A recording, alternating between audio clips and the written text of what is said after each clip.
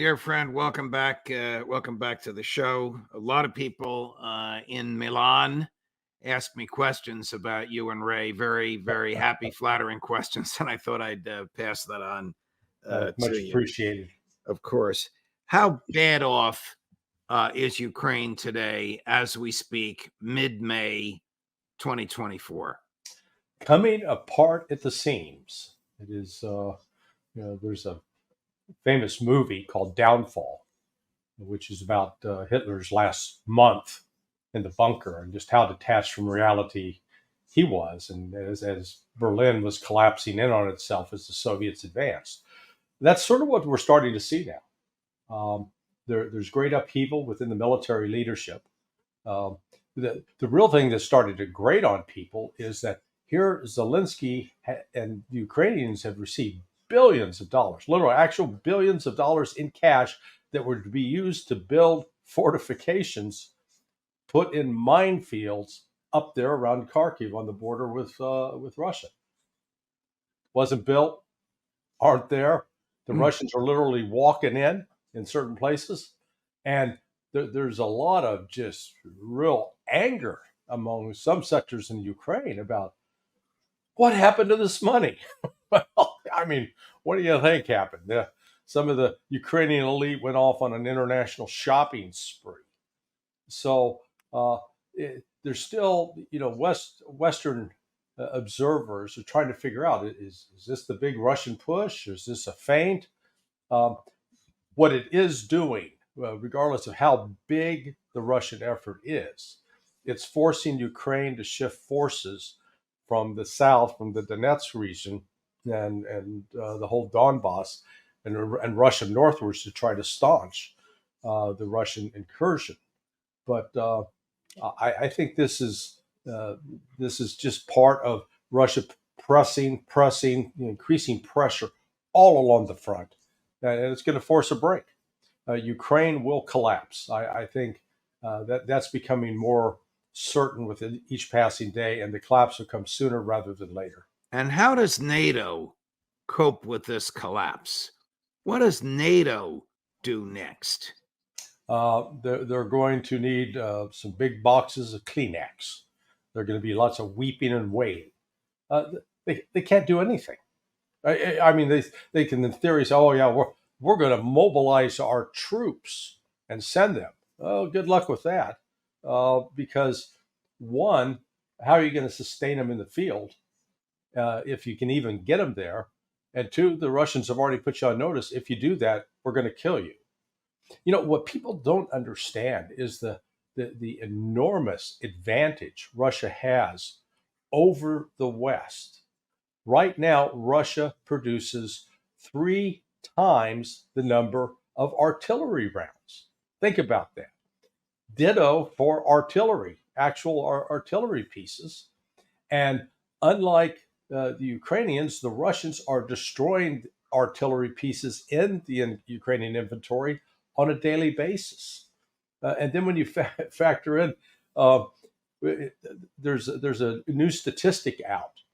The Russians produce as many tanks in 1 month that the United States and Europe combined produce in a year. Think about that.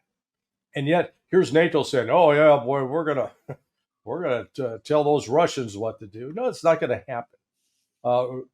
The continued use of Western munitions to kill Russian civilians is firming up the resolve of the Russians to say, "Okay, we're going to put an end to this. This is going to stop." And they recognize the only way to stop it is to demilitarize, destroy the military of Ukraine, and candidly destroy the ability of NATO to continue to operate on its borders. You and Ray, back when we started discussing this, prevailing on your experience in the intelligence community, explain to us how raw, accurate intel from various surveillance and human intelligence makes its way up the chain and is tampered with, tinkered with, and then spun so that the ultimate recipient of that intel, in this case, the President of the United States, or maybe one of his closest advisors, is being told what the briefer, Bill Burns, the head of the CIA, thinks the president wants to hear. Is that still the case now? Or does Joe Biden, in your view, I'll make it easier for you, does Tony Blinken, in your view, Yeah. does Yeah. Jake Sullivan, in your view, know how bad things are for the Ukraine military as we speak? If they don't, they are deaf, dumb, and blind, because you don't have to have access to classified information to see what's going on. Uh, it's becoming increasingly a theme in the media about the disaster that's unfolding. I know that the Center for Strategic and International Studies just put out an analysis. A year ago, they were dressed up in the cheerleader uniform, uh, saying that Russia was on the brink, that the Ukrainians were winning, that all that nonsense that we were debunking at the time.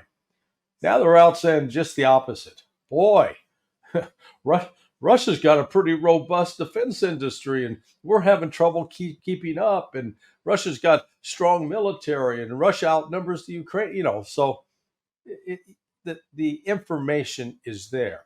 It's just a question of, from a political standpoint in the United States, the calculations they're going to make is, if we abandon Ukraine now, is it going to hurt us in the election? And we're already seeing, hey, they're doing sort of the same thing with Israel. They're now saying, hey, we're not sending any more weapons if you keep this up, if you go into Rafah. Well, Israel has a lot more sway in the United States than the Ukrainians do. So I would think they're looking for an exit strategy now in the West. Well, what will it take for Ukraine to negotiate with the Russians? Regime change in Ukraine? Yeah, no, there's no other way. Zelensky's already said he will not talk to the Russians. Okay. The Russians don't want to talk to him. And in a week or so, that whole issue is going to be moved. In fact, a week from tomorrow, on Tuesday, Zelensky's term is up. Just because he didn't hold an election doesn't mean that he therefore gets to stay on in power and be considered legitimate. At that point, the Russians will consider him illegitimate, and he will then become a legitimate target of war as far as Russia is concerned. Up to this point, Russia has not, it has sort of abided by the concept, we don't think one state should be out murdering, killing, assassinating the leaders of other states. They've held to that.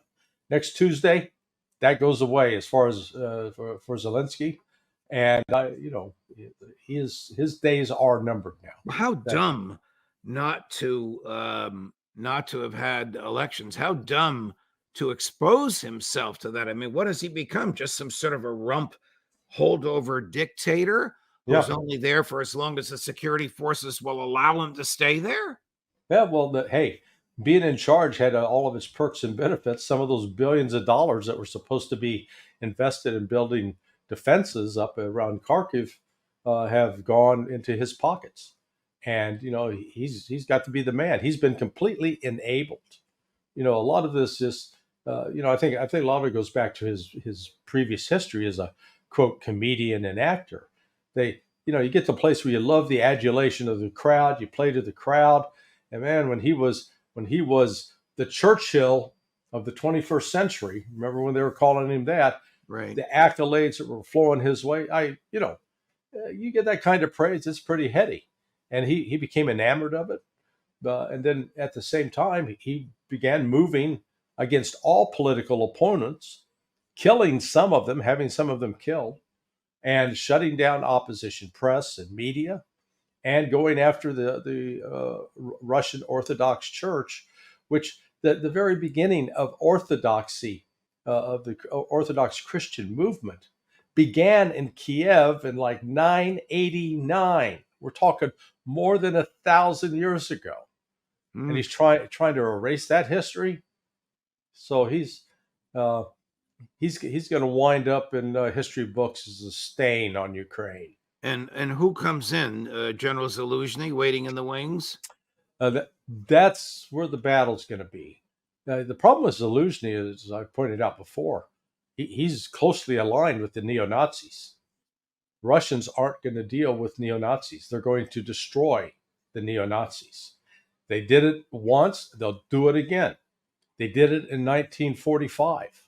And in fact, with their Remembrance Day last Thursday, May 9th, where, the almost the entire population of Russia is mobilized to remember their dead and their losses. I was being interviewed by a reporter from Izvestia, a young lady in her mid-20s, and this topic came up, and I said, did anyone in your family die? And so she began talking about her grandfather who died in a tank battle, and her great grandfather and her great grandmother, who was a physician in Leningrad at the time. Both of them died. And as she's talking about this, she's tearing up and becoming very emotional. And then talked about that her grandfather was, as a young boy, survived without his parents, but grew up, became a lawyer, became successful, and created a family. These people remember because they've spent blood in this. We in the United States haven't shed a damn drop of blood. We like to think we have, but it doesn't even begin to compare to what the Russians have experienced. And so that's why we're so easily willing to support going to war in Iraq, going to war in Afghanistan, going to war in Somalia, going to war in Libya. By God, we'll send our boys anywhere, because the politicians making these decisions, they don't have to send their children, or they don't have to send themselves. And I guarantee you, if we instituted a system that any politician who votes to send Americans to war or to support wars overseas either has to go themselves or they have to send their oldest child. And because I tell you what, you put that system in place, this crap will stop immediately. Does Russia fully control the east, the parts of the country that it has, from which it has chased the Ukraine military, or are there still pockets of areas there that they don't control? No, the areas that are behind their front lines are under their control. There's not a problem there. The only thing that still persists is Ukrainian artillery, or actually, it's not so much artillery, it's a U.S. supplied ATACMS missiles, British supplied Storm Shadows, and HIMARS. Those systems are being used to launch attacks on civilian areas. And I want to emphasize the difference between throwing a rocket into a city where you don't have an established Russian military presence. In other words, they're not occupying a variety of buildings and hotels with their presence because they're outside the city. They don't have to do that. It is a civilian area. Just yesterday, they hit an apartment building. Killed the Ukrainians did, killing at least 15 people. Whereas when Russia's attacking into these cities, as they did with Avdiivka and Bakhmut, those cities are under the military control, and the Ukrainians are embedded. The Ukrainian military are embedded in different buildings. So it's not the same thing. And so this is continuing to, I guess, drive the Russian offensive, because they're going to continue to push farther and farther to the west so that they can shut down any ability of these people to strike inside what was Russia proper prior to February 2022. What will become of the parts of Ukraine east of the Dnieper River once the west of the river, the western part where Kyiv is, once the eastern part is under Russian control and the Russians don't see the need to fight anymore? The Russians will be in a strong position from a negotiating standpoint to have a say in the kind of government that will then be established over there, because Russia's going to cut them off from the Black Sea. And without that, this country is just literally isolated.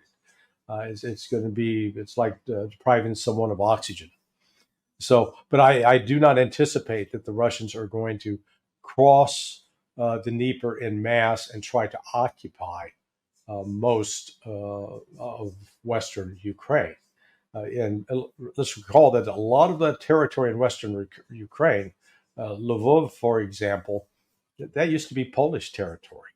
There's also other territory that the Romanians and Hungarians saw as their own, and they've still got ethnic Romanians, ethnic Hungarians in those parts of Western Ukraine Right. that feel a more natural affinity with Hungary and Romania as opposed to Ukraine.